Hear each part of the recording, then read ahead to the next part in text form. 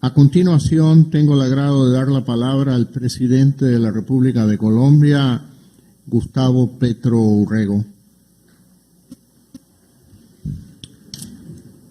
Excelentísimo señor presidente de la República del Perú, Pedro Castillo Terrones y su comitiva. Excelentísimo señor presidente de la República de Ecuador, Guillermo Lasso Mendoza y su comitiva. Excelentísimo señor presidente del Estado Plurinacional de Bolivia, Luis Arce Catacora y su comitiva. Honorable secretario general de la Comunidad Andina, Jorge Hernando Pedraza Gutiérrez, funcionarios del Gobierno Nacional, de todos los gobiernos, todas y todos, medios de comunicación aquí presentes.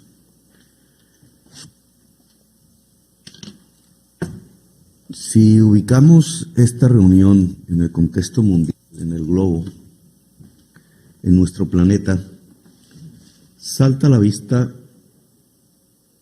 un problema urgente, prioritario, como todo lo urgente, quizás no lo estratégico, pero hoy nos está afectando en nuestras regiones, en nuestra producción agraria, en nuestra capacidad para tener una soberanía alimentaria, y es la guerra.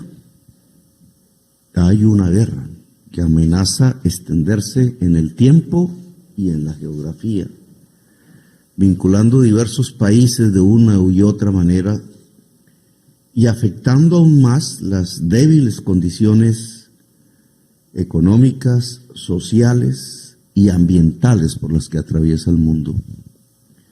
Así que yo les solicitaría en la declaración hacer un exhorto, un llamado a iniciar conversaciones de paz entre Ucrania y Rusia, para posibilitar, por lo menos, que esta palabra empiece a discutirse en el escenario internacional y vaya cogiendo fuerza y espacio respecto a la otra palabra, la guerra. Y hablando de paz, indudablemente en nuestros países, viniendo yo de Colombia, ha aparecido en las últimas décadas una realidad que cada vez mata más, que cada vez rompe completamente la estructura de derechos humanos de cada sociedad, que desestabiliza instituciones, que carcome la democracia y que nos va conduciendo a la violencia. No es gratuito, no es una paradoja que si uno pone en un mapa de América las ciudades más violentas del mundo, trazan el recorrido de la exportación de la cocaína ilegal. No es una paradoja que tengamos, a pesar de que las guerras existen en otras partes del mundo, las ciudades más violentas del planeta. Eso que está sucediendo y convirtiéndonos en una de las regiones más violentas del planeta tiene que ver con un fracaso. Hemos fracasado en los últimos 50 años en algo que se llamó la guerra contra las drogas. Su balance es 1 millón de latinoamericanos muertos, la mayoría colombianos, cada vez más mexicanos, cada vez más centroamericanos, cada vez más suramericanos. Hay millones de norteamericanos presos, millones de latinoamericanos presos. Y las estadísticas en Estados Unidos hablan, después de 50 años de guerra contra las drogas, de 70,000 personas que mueren cada año por sobredosis de otras drogas a las cuales no se le hizo la guerra. El fentanilo. Si proyectáramos hacia adelante, tendríamos otro 1 millón de latinoamericanos muertos por homicidio, tendríamos millones de latinoamericanos presos, millones de norteamericanos presos, la mayoría de raza negra, y habría 2.800.000 estadounidenses muertos por sobredosis por algo que nosotros no producimos. el fentanilo. Yo creo que esta realidad amerita que de la comunidad andina convoquemos una conferencia de países centroamericanos, suramericanos, caribeños, para discutir la política de drogas, evaluarla, sopesarla con los números, ver objetivamente si conduce a algún puerto o si al contrario nos está hundiendo en el fondo de un abismo violento, sanguinolento, antidemocrático. 3. El mundo también nos coloca en unas circunstancias especiales para esta reunión. La ciencia ha determinado que nos podemos extinguir. Quizás ninguna de estos 22 consejos tuvo ante sí el escenario de una posible extinción de la humanidad. A veces olvidamos la ciencia, a veces no le damos importancia, pero debería ser el principal problema a asumir por cada rincón, por cada país del planeta. Ese problema que la ciencia coloca como el principal problema de la humanidad es la crisis climática. Nosotros, como bien dice el presidente Lasso, somos el gran reino de la biodiversidad mundial. Tenemos una de las grandes esponjas de absorción de CO2 después de los océanos, que es la selva amazónica. En cierta forma, aquí están los pilares de la vida, pero a veces no somos conscientes de ello. Por eso, la comunidad andina tiene que tomar este tema de la crisis climática como uno de sus ejes centrales en su acción presente y futura. ¿Qué le corresponde hacer a la comunidad andina en medio de este contexto que nos va determinando el planeta sobre nosotros? ¿Cómo actuar? ¿Cuáles caminos coger hacia adelante? Y yo propondría unas nuevas perspectivas para discutir. Creo que debemos ser más poderosos, juntar más voces. Creo que las solicitudes de Chile y Venezuela deben ser tenidas en cuenta. Volver al primer escenario de la comunidad andina, cuando ellos integraban este instrumento de integración. Si Argentina se hará cerca, mejor. Entre más voces juntemos, pongamos de acuerdo e integremos, mejor. Más poderosa será la voz, no sin olvidar los problemas que tenemos como países a nuestro propio interior.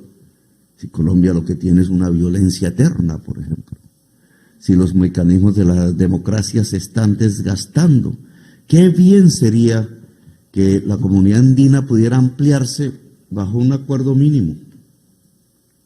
El respeto a la Convención Americana de los Derechos Humanos, que se firmó por allá en el año 72, por liberales ideológicamente que eran presidentes en esa época, antes de que llegara la época de las dictaduras militares, antes de que llegara las guerras revolucionarias, y que quedó interrumpido por un espacio como de 30, 40 años, que hoy podríamos recomenzar.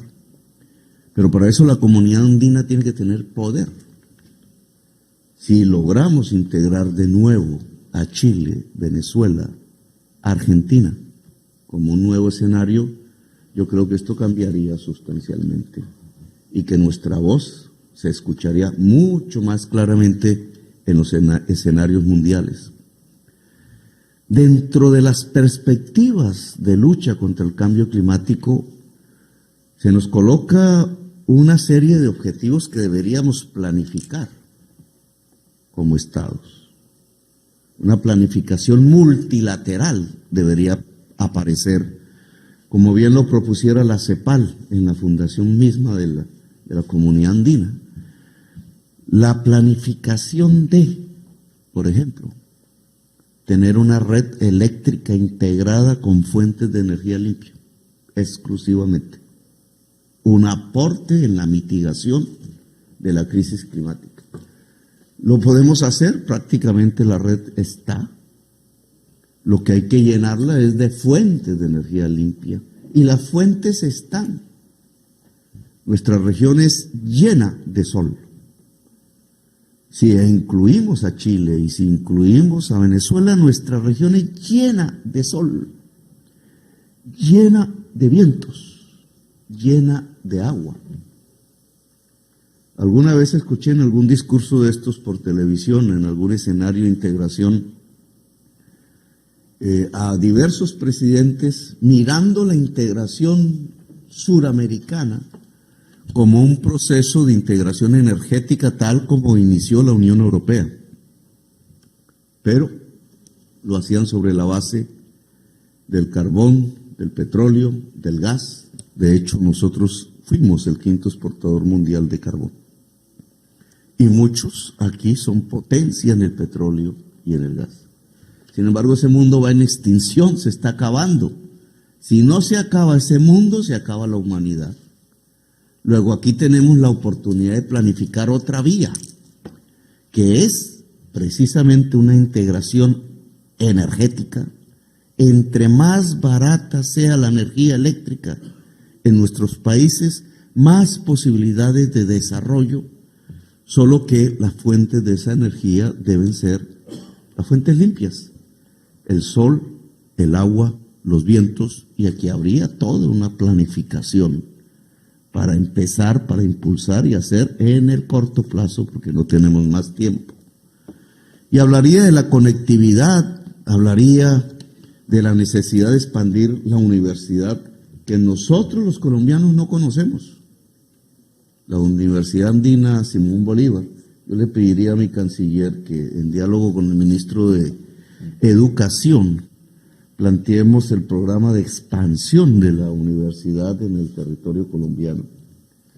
Todos los países integrantes de esa comunidad deberíamos enriquecerla, debería ser la universidad estrella dentro de América en términos de profundidad del conocimiento de nuestra biodiversidad, de la tecnología, etcétera, con los mejores profesores y profesoras posibles, fuertemente financiada, una universidad de vanguardia, porque no será posible el desarrollo si no nos convertimos en sociedades del conocimiento. Y sociedades del conocimiento significa priorizar la inversión pública en el saber, en los saberes dentro de la sociedad, extendiéndolos a la totalidad de la sociedad.